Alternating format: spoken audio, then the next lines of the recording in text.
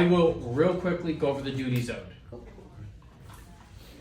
Duties owed form, and you can print it out, you can look it on transaction desk, whatever you want. People talk for hours about what the duties owed form is. I'm gonna give you the 3-minute spiel on duties owed.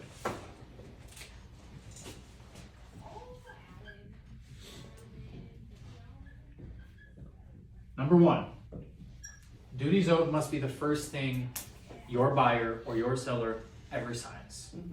The number one first thing. A lot of electronic, like AuthentiSign, is time stamped to the second. Duties gotta be number one.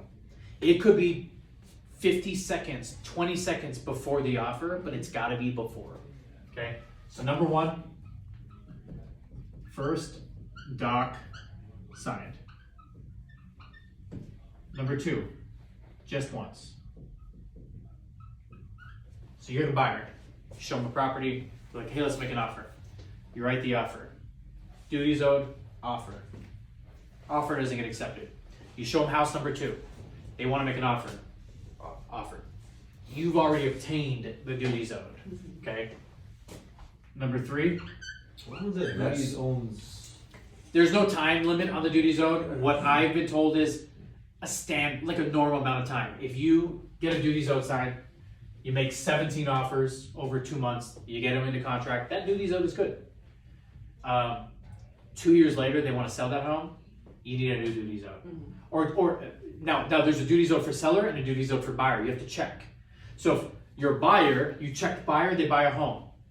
2 months later, they want to sell the home, you need a new duties owed because now they're a seller, right? But let's just say they buy a home and 5 days later, they want to buy another home. You don't need a duties owed. But 2 years later, they want to buy another home. Get another duties owed. You know, you just want to refresh it. Yeah. So first doc sign, just once. Number three, here's what a duties owed says.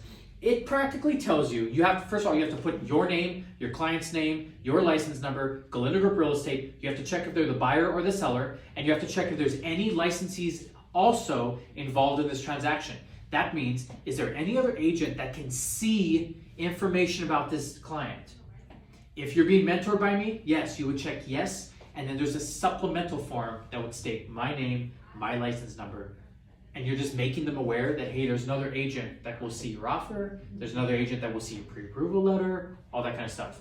If you're a solo agent all by yourself, going by yourself, then it's just duties owed. If you don't get it with me on it, it's fine, okay? It's fine. But if you're on a team and you and your assistant are working side by side, get the person involved. Okay. If you and another agent are tag teaming and you like Carla and Crystal became a team, their duties owed has one of them on it. So after you fill all that, all it says in the duties owed is in long forms, the duties that you owe your client, the duties that you owe the other side, and all parties. You have to be honest with your client. You have to work in their best interest. You have to work fast at times of the essence with urgency. You cannot be deceitful. You cannot lie. You cannot withhold information that would affect their purchase. That's called material facts. A material fact is you found out that the home caught on fire. You can't be like, I'm just not going to tell my buyer because I really need this paycheck. I really need this commission check. No.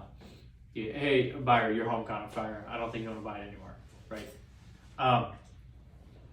Do you have to tell them that the seller is being very rude to you and demanding something, and you're in the process of trying to figure that out? No. That's a latent defect, a latent issue, right? But you have to give them the material facts. You have to work in their best interest, can't be deceitful, you can't lie, you cannot share any information about them to the other side unless it deals with the transaction.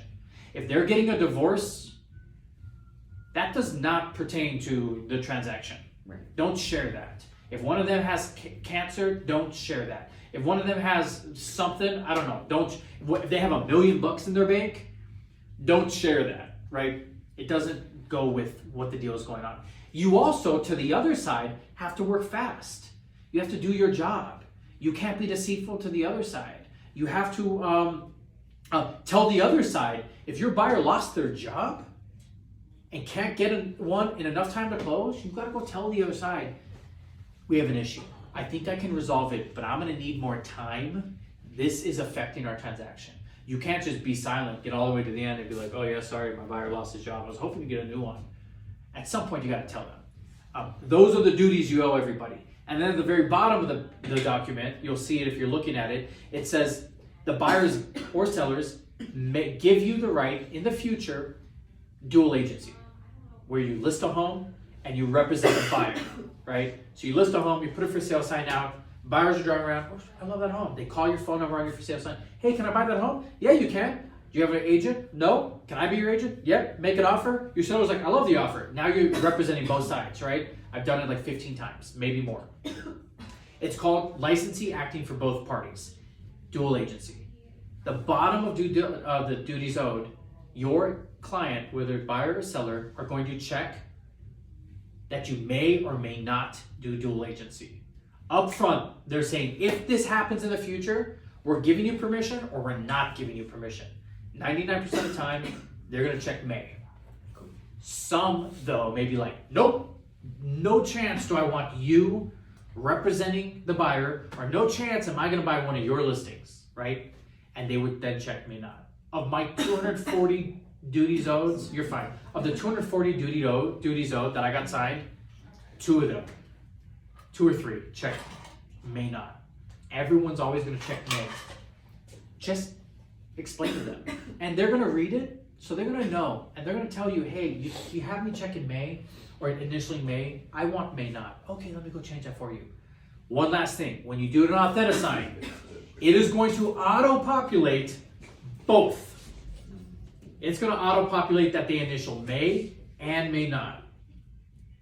It says in big words or, big letters. Okay. If they initial both, it is an invalid duties owed. You have to delete one of them. So So, about when you send it to them. yeah, when you send it to them, when you set up the signing, it's going to auto-populate the signatures and everything. It'll always auto-populate it, right?